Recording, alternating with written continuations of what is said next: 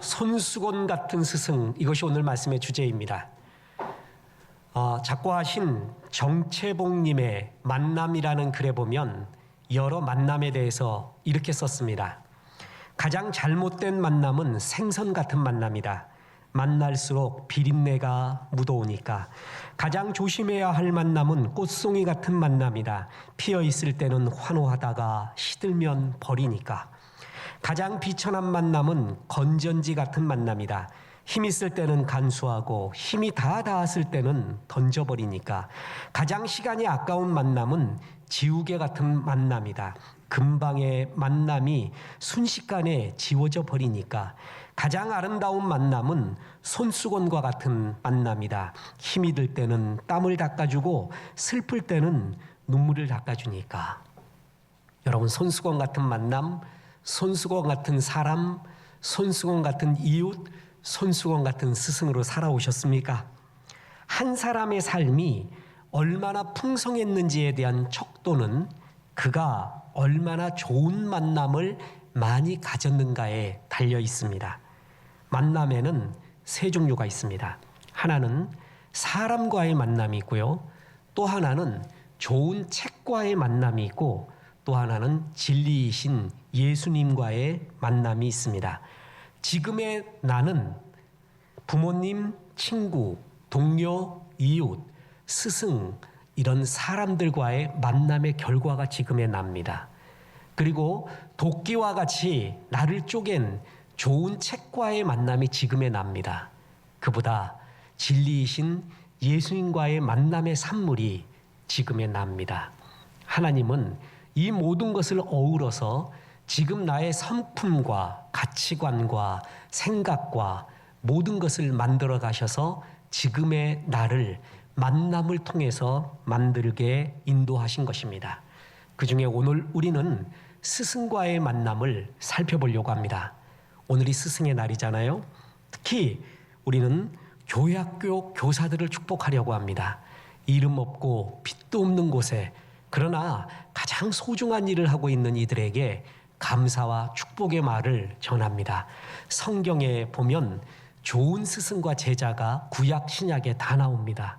구약에 보면 모세와 여호수아, 엘리야와 엘리사, 신약에 보면 예수님과 12 사도, 바울과 디모데, 이들은 참 좋은 만남이었고 손수건 같은 스승들이었고, 이 만남을 통하여 제자는 아름답게 주의 나라에 이끌어져 갔습니다. 오늘 그 중에 특히 모세와 여호수아의 스승과 제자의 관계를 통해 우리가 교회학교 교사, 아니 많은 사람을 만나는데 우리는 어떤 선한 영향력이 사람으로 살아야 되는가를 살펴봅니다. 첫째로, 내가 없어지고 주님을 전하는 스승, 그런 사람이 되어야 한다라는 것입니다. 모세는 내가 없어지고 비전을 심어주었습니다. 오늘 본문 신명기 31장 2절에 보면 그들에게 이르되 이제 내 나이 120세라. 내가 더 이상 출입하지 못하겠고 여호와께서도 내게 이르시기를 너는 이 요단을 건너지 못하리라 하셨느니라. 누가 뭐래도 모세는 출애굽의 리더고 영웅입니다. 갖은 고생을 다했고요. 정말 지독하게도 말을 안 듣는 불순종 덩어리 그 자체, 부정, 불평, 불만 그 자체였던 이스라엘 백성을 이끌고 천신만고 끝에 출애굽을 하고 광야까지 다다르고 이제 약속의 땅 가나안으로 들어갈 목전에 두고 있습니다. 그런데 하나님이 그대는 가나안으로 들어가지 말래요. 이해할 수 있습니까? 하나님, 나만큼은 들어가야 되지 않겠습니까? 내가 가나안 들어가서 주님 딱 1년만 살겠습니다. 10년만 보겠습니다. 이럴 수 있지 않겠어요? 너무나 상식적인 합리적인 말 아닙니까? 그런데 모세는 받아들입니다. 나는 못 들어간다고요? 그러지요. 모세가 광야 호렙산에서 주님을 만났을 때 주님이 모세에게 처음 한 말이 있습니다. 네가 선 땅은 거룩한 땅이니 네 신을 벗으라. 이 신을 벗으라가 여러 의미가 있습니다. 네 자아를 벗어라. 네 자유의지를 나에게 다오. 내려놓아라. 여러 의미가 있잖아요. 그런데 진짜 모세는 신을 벗는 삶을 살았습니다. 애굽의 왕자라는 것을 벗어버렸어요. 그죠? 가나안에 들어가서의 영광을 다 벗어버립니다. 심지어는요, 그대 모세야, 너는 무덤도 없을 것이야. 그것도 받아들입니다.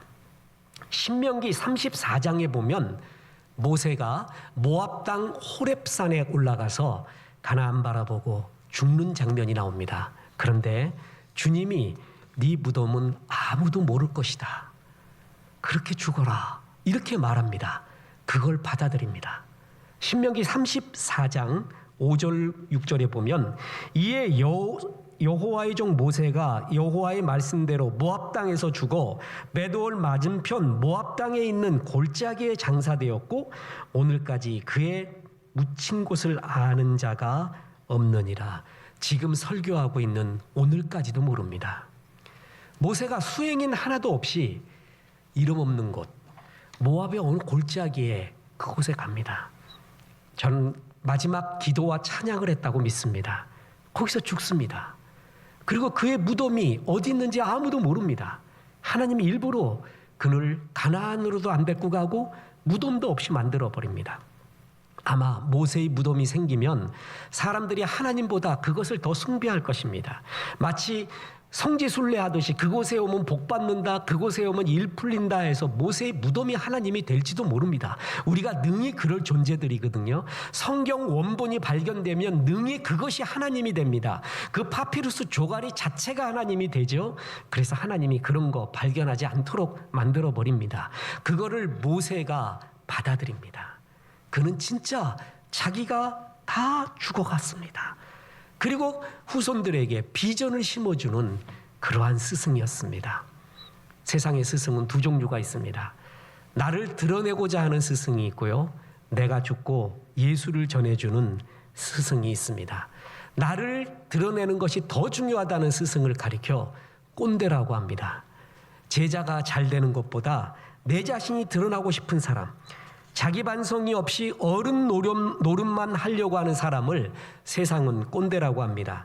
나이 들어도 신선한 사람이 있고 젊어도 꼰대 역할을 하는 사람이 있습니다. 꼰대는 우리 때는 말이야 하면서 늘 과거 속에 살고요. 늘 가르치려 들고 자신의 틀림을 인정하지 않고 믿고 싶은 것만 믿고 보고 싶은 것만 보는 사람. 내 말만 하는 사람, 제일 기절할 노릇은 철갑을 두른 듯 반성이 없는 사람. 성경에 나오는 최강 꼰대는 바리새인입니다. 늘 스승과 어른 노릇을 하려고 했습니다. 잔치에 가서는 상석에 앉으려고 했고요. 분리주의, 귀족주의에 사로잡혀서 자신은 비루한 백성들과는 다르다고 나는 다른 사람이야 하는 의식이 항상 있었고 어려운 자에 대한 긍휼과 눈물, 부끄러워할 줄도 몰랐습니다. 무엇보다 바리새인의 특징은 내가 드러나는 것을 되게 좋아했습니다. 그래서 누가복음 20장 46절에 보면 긴 옷을 입고 다니는 것을 원하며 시장에서 문안받는 것과 회당의 높은 자리와 잔치의 윗자리를 좋아하는 서기관들을 삼가라. 마태복음에 보면 랍비라 칭함을 받는 것을 좋아하는 바리새인 이렇게 표현합니다.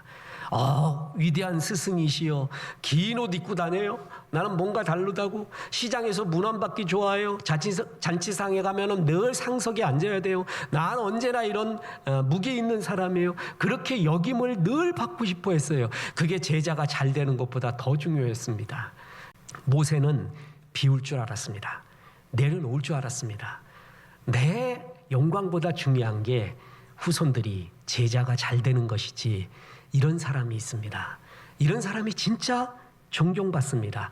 저는 모세의 가장 훌륭한 점이 두 가지. 하나가 출애굽 때 진짜 강한 액션, 진짜 그 일을 이루어내는 거 하나.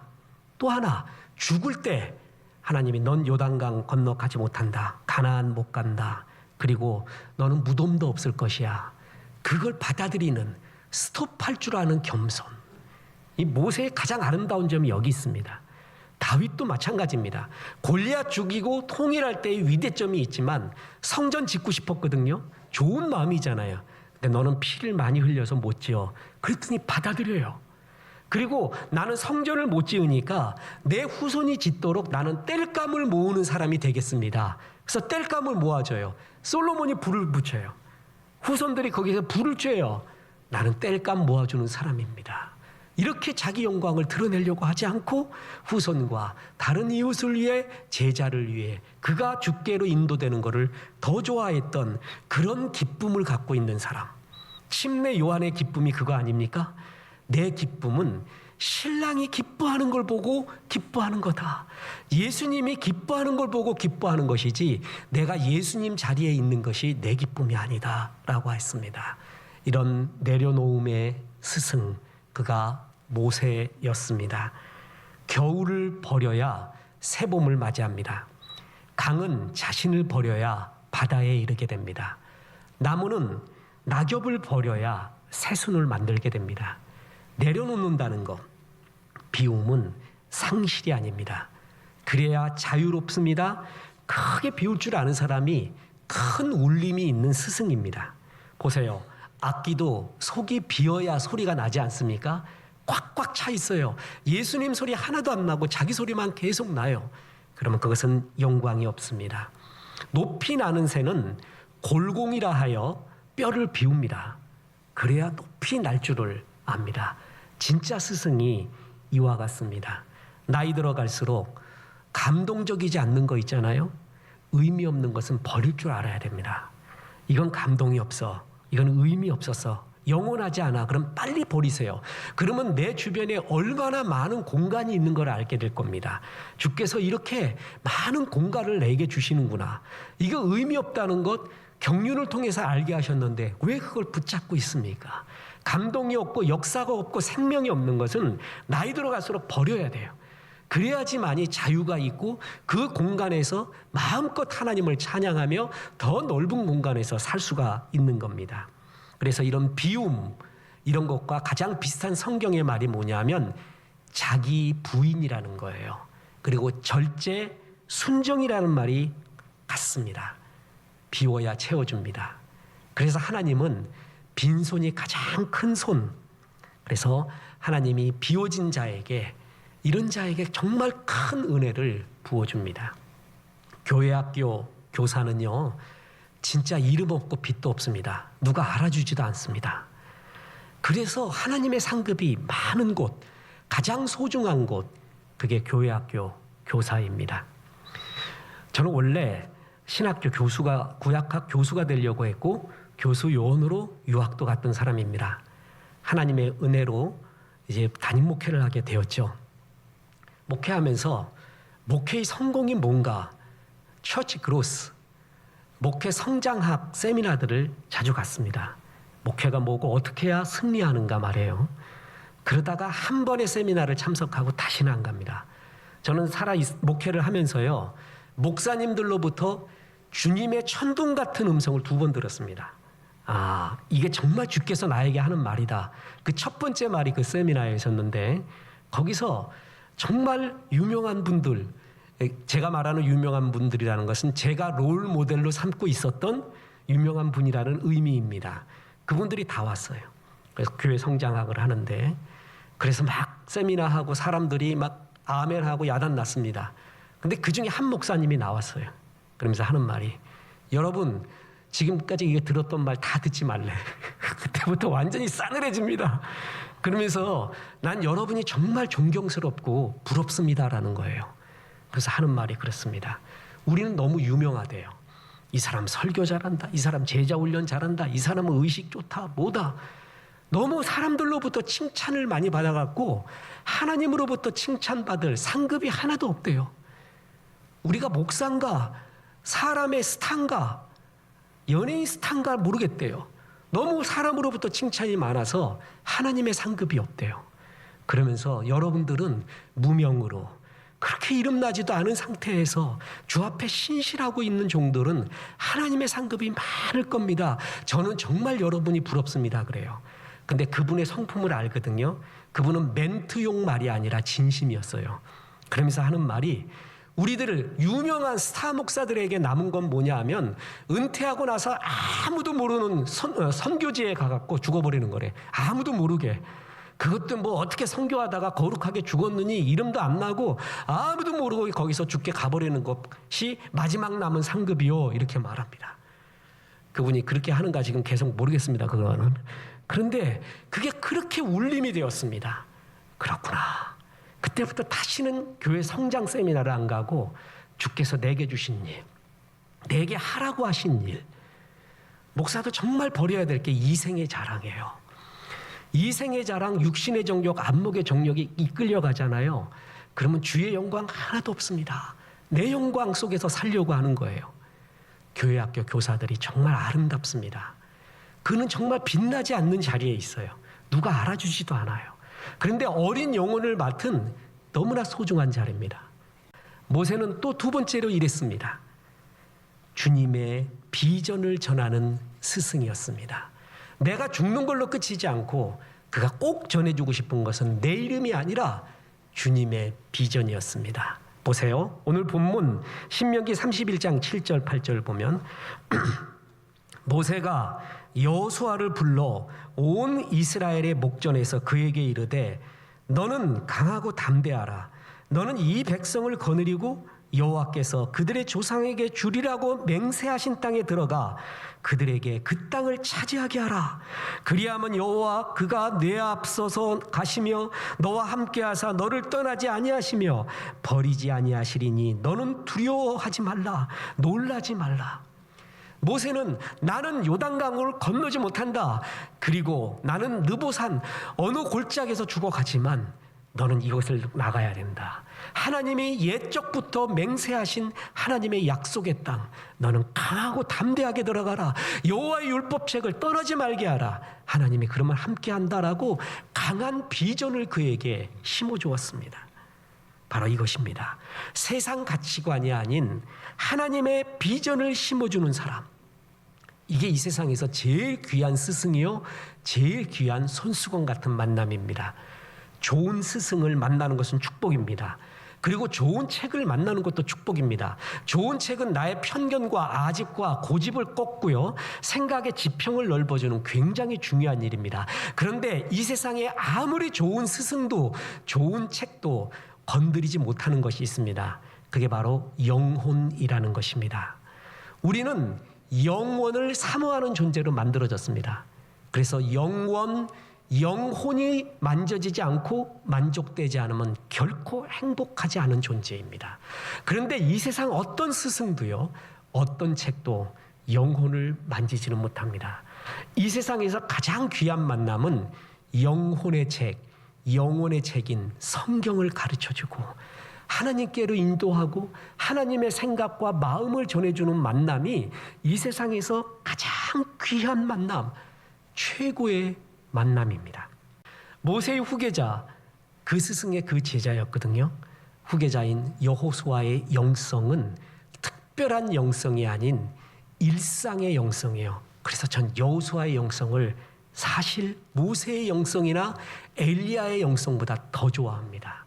정말 이 영성이 우리가 본받아야 될 영성이라고 믿고 있습니다.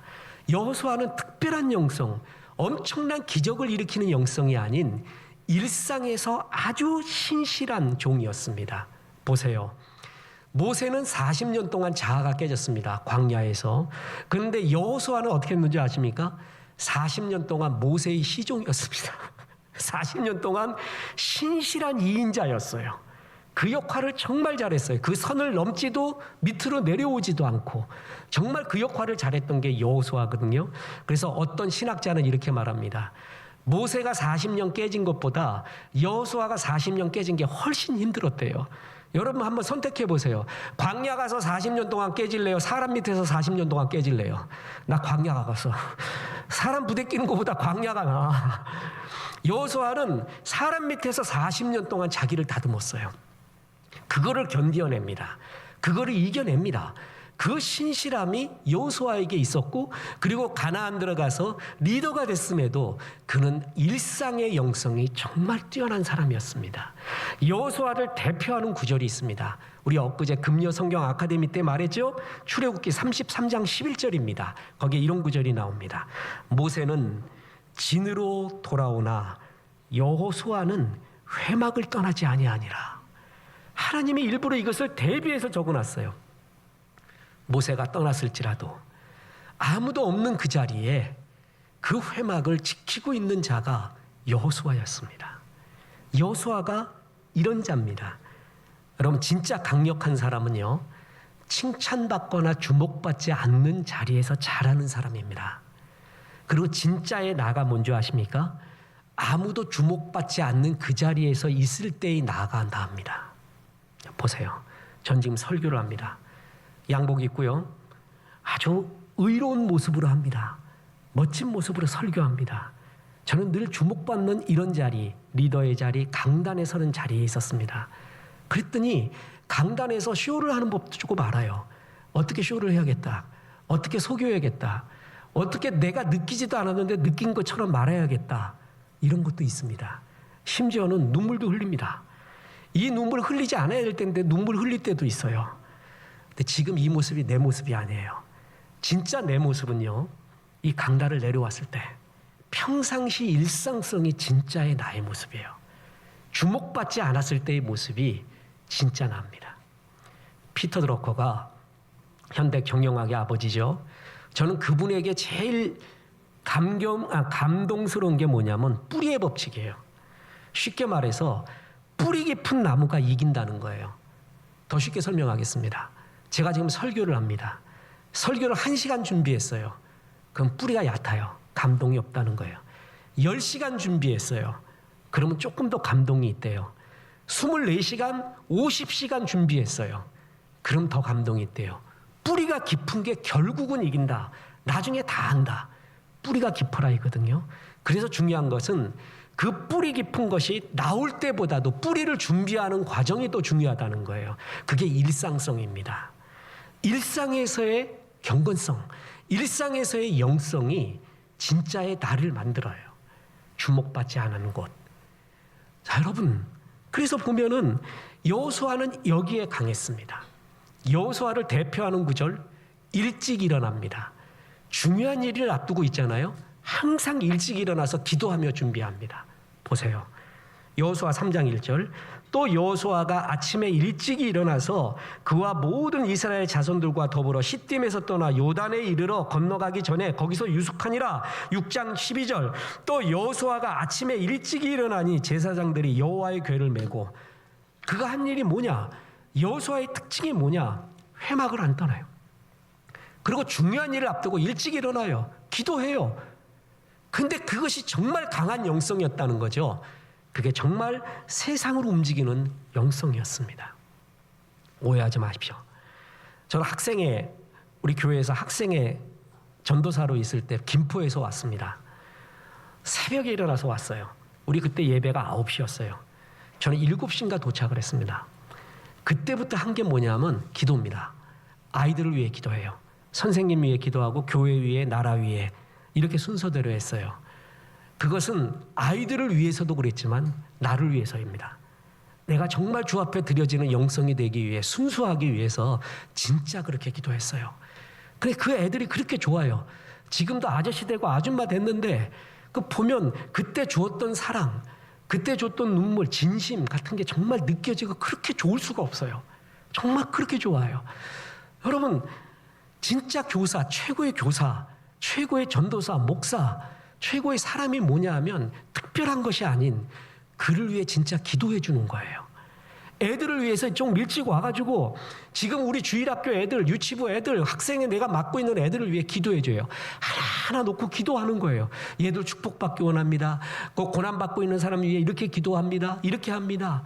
그게 여호수아의 영성이에요. 다른 거 없어요. 그런데 하나님이 모세보다는 가나안에서는 바로 여호수아를 택합니다.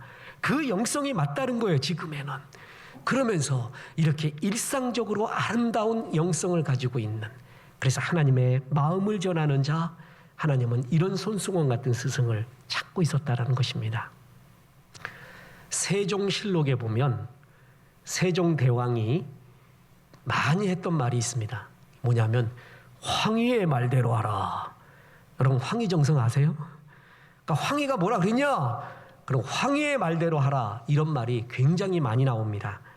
청백리 정승의 상징 황희, 그런데 세종이 없으면 황희도 없습니다. 황희는 최고의 명재상으로 재상으로 알려졌죠. 고려 후기에 태어나서 태종, 세종대를 걸쳐 관료를 하면서 활약한 인물입니다. 그는 90세까지 살면서 24년간 정승의 자리에 있었고 19년간은 영의정의 자리에 있었습니다. 87세에도 영의정 자리에 오른 입지전적인 인물입니다. 수많은 인물이 영의정을 거쳐갔지만 지금 영의정의 상징 그러면 누구냐 하면 황희정승을 말하고 있어요.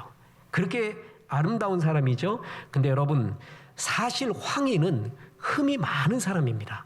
그래서 역사를 진짜 전공한 학자들은 황희 별로 안 좋아합니다. 왜냐하면은 조선왕조 실록에 보면 사헌부의 단골 탄핵 대상이 황희였습니다. 그리고 그 탄핵의 내용이 뭐냐면 뇌물수수와 관지갈성입니다. 이 사람 지금 태어났으면은 황희가 아니라 감옥에서 그냥 평생 갔을 수도 있는 사람이었어요. 이게 바로 황희였습니다.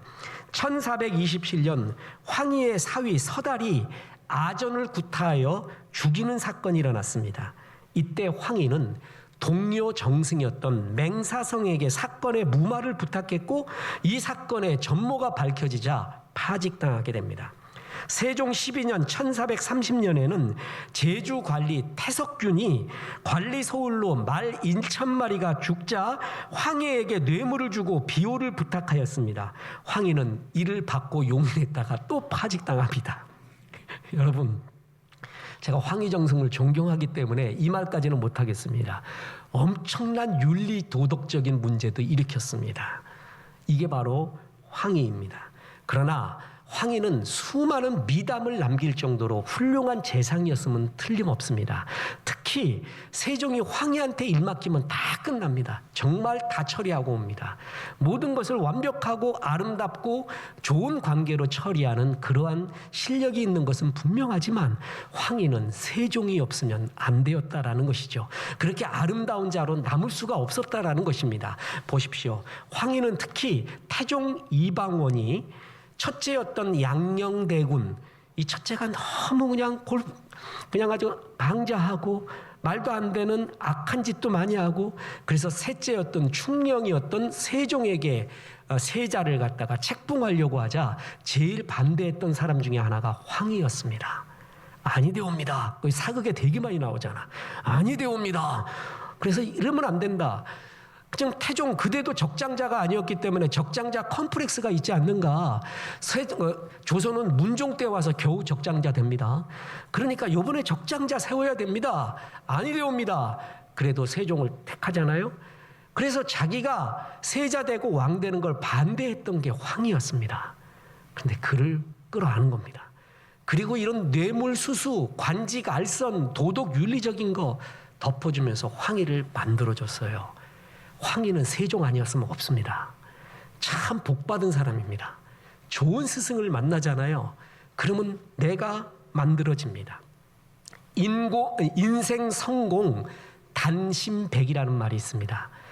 성공을 하려면 단, 10, 100이 있어야 된대요. 인생 성공 단심백. 1명의 스승, 10명의 친구, 100권의 좋은 책을 의미합니다. 인생 성공 단심백. 그런데 우리에게는 한 명의 스승은 있지 않잖아요. 우리는 자라오면서 여러 스승이 있었습니다. 여러 스승의 영향으로 오늘 내가 있는 거죠. 저도 그렇습니다. 초등학교 때 저는 찌질이었습니다. 공부도 찌질이, 싸움도 찌질이, 축구도 찌질이, 별로 그렇게 튀어나온 게 없었어요. 제일 좋을 때가 그림 일기 하고 글쓰기 할 때예요. 그땐 막 썼는데 진짜 자유롭게 썼어요. 근데 애들은 그림 일기 체가 문체가 있어. 글쓰기 문체 딱 왁구가 있어요. 전 그걸 다 벗어나서 써봤어요. 근데 선생님이, 초등학교 3학년 선생님이 그림 일기와 글은 이렇게 쓰는 거다. 그러면서 그걸 보여줘요. 이렇게 글을 쓰래. 그래서 내 걸 읽어줘요. 애 3학년 때 찌질이가 그때 그 감동, 그리고 이렇게 생각해도 옳은 거구나. 이렇게 나가도 되는 거구나. 처음 자신감을 얻었어요. 대학 들어가서 철학을 복수 전공을 할 때 그 교수님이 근세 철학을 하는데 근세 철학의 이성은 뭘 의미하고 믿음과 이성의 차이, 왜 근세 철학은 인신론 중심으로 됐는가부터 시작해서 고대로 가고 현대로 갔어요. 그분은 저의 지성이 뭔지를 깨우쳐준 분이었습니다. 지성이라는 세계가 이렇구나. 가슴이 벅차갖고 그때 일제 그 마이마이 그 카세트가 있었거든요. 맨 앞자리에서 녹음을 했어요. 외웠어요. 강의 시간에 다 외웠어요. 교수님이 하는 말. 칠판에 적어주는 거 검은색, 설명하는 거 파란색, 농담 녹색 다 적어놨어요. 그런데 애들이 노트 좀 보자 그래서 복사하면 그건 전부 흑백이야. 그때 컬러가 없었거든. 이놈들은 뭐가 중요한지를 몰라. 나는 뭐가 중요한지를 알아. 그리고 가로치고 여러분이 이 간증하면 때리려고 그럴 거예요. 제발 시험 때 와라. 중간고사야 빨리 와라. 기말고사야 빨리 와라. 그리고 요이땡 하면은 쓸 게 너무 많았어요. 그분 거를 전부 흡수했어요. 그냥 정말 감사했어요. 이게 지성이구나. 이렇게 생각해야 되는 거구나. 이렇게 책을 봐야 되는 거구나. 너무 감사한 스승입니다. 그런데 진짜 스승이 있었습니다. 그분 잘 이름도 모르겠습니다. 누군지도 지금도 모르고 뭐 어떻게 살고 있는지 잘 모르겠어요. 대학 들어가서 저에게 성경을 가르쳐준 선배였습니다. 성경의 가치관을 얘기해주고 떠듬떠듬한 모습으로 성경은 이렇고 하나님은 이렇고라고 얘기해준 스승. 다시 말합니다. 그분은 유명하지도 않습니다. 훌륭하게 이름난 분도 아닙니다. 그분이 진리를 가르쳐줬습니다. 그게 가장 큰 스승이었습니다. 우리는 여러 스승이 있지만 나에게 진리와 영생과 하나님을 가르쳐준 스승이 정말 귀한 스승입니다. 최고의 스승입니다. 나는 없어지고 손수건과 같이 내 속에 있는 흙을 다 닦아주면서 내 속에 있는 금을 발견해줘요. 괜찮아. 너는 하나님이 잘 쓰실 거야. 너는 하나님이 지금 영광스럽게 쓰실 귀한 종이야. 축복해주고 진짜 그 스승의 축복처럼 내가 주의 종도 되고 주의 복음도 전하고 이런 스승, 그 이름 없는 스승이 제일 존경스럽습니다. 제일 귀한 종입니다. 교회학교 교사가 그렇습니다. 이름 없고 빛도 없지만 정말 어린 영혼을 맡은 소중한 종들, 귀한 종들, 하나님 나라의 귀한 보배입니다. 천국 가서 교사가 이럴 겁니다. 하나님, 저는 찌질이로 살았습니다. 뭐 신문에 한 번 나온 적도 없고 성공해서 돈 크게 번 적도 없고 저는 그저 그랬습니다. 그랬더니 주님이 이렇게 말합니다. 아니야, 그건 세상의 얘기지. 너는 교회 학교에서 얼마나 기도했는지 내가 보았노라. 어린 영혼 하나하나를 놓고 기도하고 주의 말씀을 신실하게 전했지 나는 그걸 보고 그렇게 기뻐하고 좋아했노라. 네가 왜 영광이 없니? 너는 정말 기쁜 종이었고 어린 영혼이 너에게로만 가면 내가 안심을 했다. 야, 너에게 가는구나. 쟤한테 어린 영혼이 붙는구나. 나는 안심을 하고 그렇게 좋을 수가 없었다. 너는 정말 훌륭한 주의 종이었다. 소리를 듣게 될 겁니다. 전도서 100번 읽어보십시오. 그러면 뭐가 소중한지, 뭐가 의미 없는 일인지 마음껏 느끼게 될 것입니다. 하나님 앞에 이름 없고 빛도 없지만 이 영혼들을 위해 기도해주고 그를 세워주고 내가 그렇게 빛나지 않아도 좋고 손수건같이 닦아줬던 스승들, 사람들 주님이 정말 귀하게 여길 겁니다. 교회 학교 교사 여러분 수고 많으셨습니다. 지금도 수고하고 계십니다. 감사합니다. 어린 영혼들 잘 맡기겠습니다. 잘 다뤄주시고 잘 기도해 주시고 주께로 잘 인도해 주시기를 주 예수의 이름으로 축원합니다.